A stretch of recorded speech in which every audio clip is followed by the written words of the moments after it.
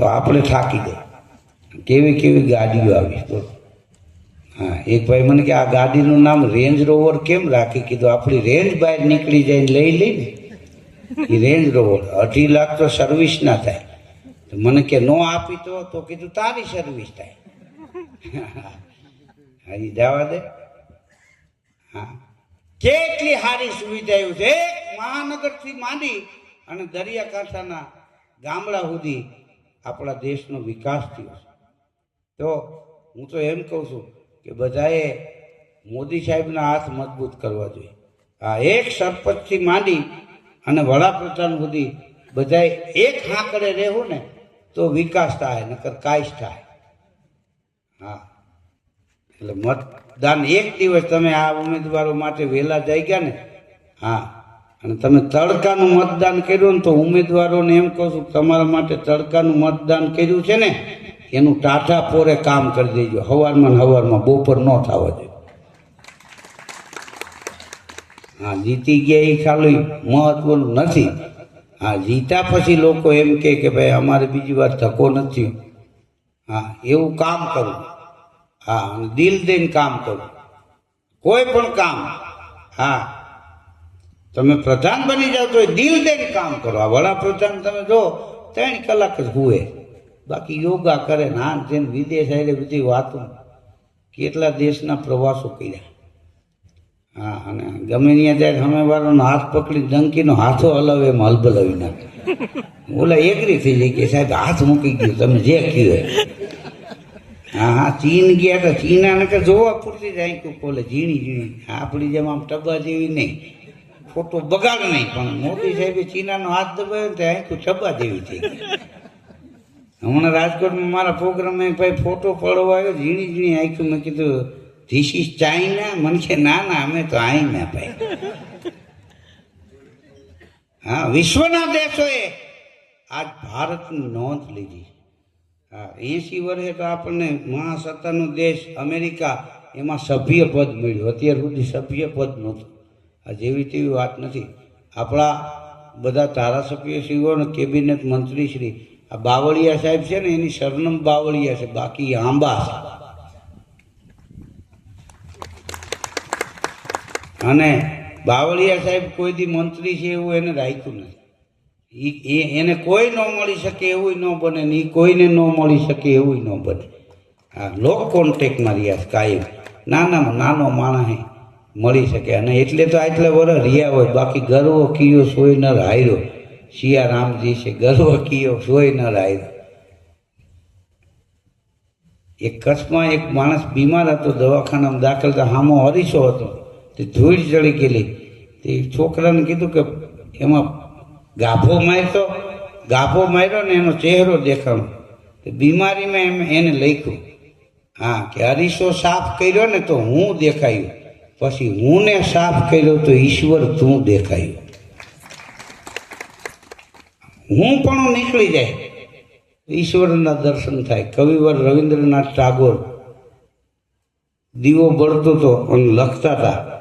બારી ઉકાળી, પવન આવ્યો, દીવો બુઝાઈ ગયો, અંધારું ખપટ થઈ ગયું.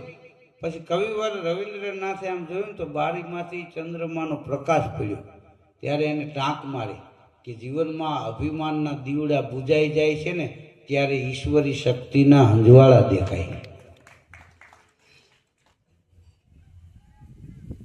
ભગવાને આપણને કેટલું મફત આપ્યું.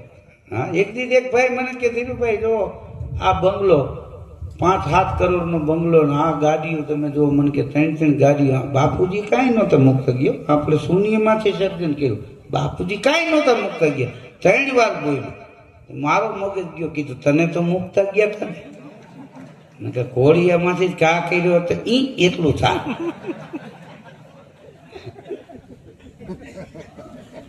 હા, એક ભાઈને બીજા કોકે કીધું એલા કે દીકરાની હગાઈ કરી, કીધું નહીં કે કીધું નહીં એટલે તો થઈ. તું થવા દે કોડા ઘરનું ઓંડા લઈને રાતે તોડાય. હા, જલ ન દીધો ત્યાં સુધી ખબર પડવા ન દીધી. બોલો એ કેવા કામ છે.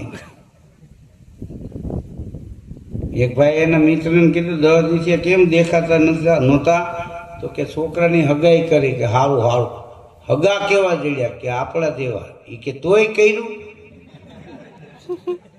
કારણ કે આપણને તો આપણે ઓળખતા જ હોય. આપણા હાથ, આપણા પગ, આપણા કાન, આપણી આંખો, આપણી આંગળીઓ, આપણા ટેરવા, આની માથે નખ. આ નખ ન હોય તો આંગળી દાંતણ જેવી લાગે. હા, અને જેમ કાયપા રાખો એમાં વૈચા રાખે. બોલો, એટલે આ લોકો મતદાન દેવા જાય ત્યાં લીટી મારે. હા, ઘણા સુધી આખો નખ અહીંયા સુધી કપાય નહીં ત્યાં સુધી ખબર પડે કે આનું મતદાન કર્યું છે. આ જેવી તેવી વાત છે. અત્યારનો સારો યુગ છે, તમને સારી રીતે બેસતા આવડે તો કોઈક 2000 આપે કે કેવા સરસ બેઠા. હા, મારા બાપુજીની ઉંમર 105 વર્ષની છે. બોલો, એક દી હું છાપું વાંચતો હતો, મને કે હું વાંચે તો કીધું આમાં લખે છે કે મોંઘવારી બહુ વધી ગઈ. મને કીધું આવા જેની વાત. મેં કીધું કેમ? કે 5 રૂપિયાનું તોલું હોનું હતું ને તેથી અમે ન લઈ શક્યા. તમે 1.5 લાખનું તોલું છે તો લઈ તો શકો છો ને, આમાં મોંઘવારીની ક્યાં વાત છે? હા, હારામાં હારો આવ્યું છે અને ઈશ્વરે બધા ઉપર બહુ કૃપા કરી. હા, એક ભાઈ મને કે આ આપણા વડીલો 2-3 જોડી કપડામાં થીગડા મારી મારીને મરી ગયા.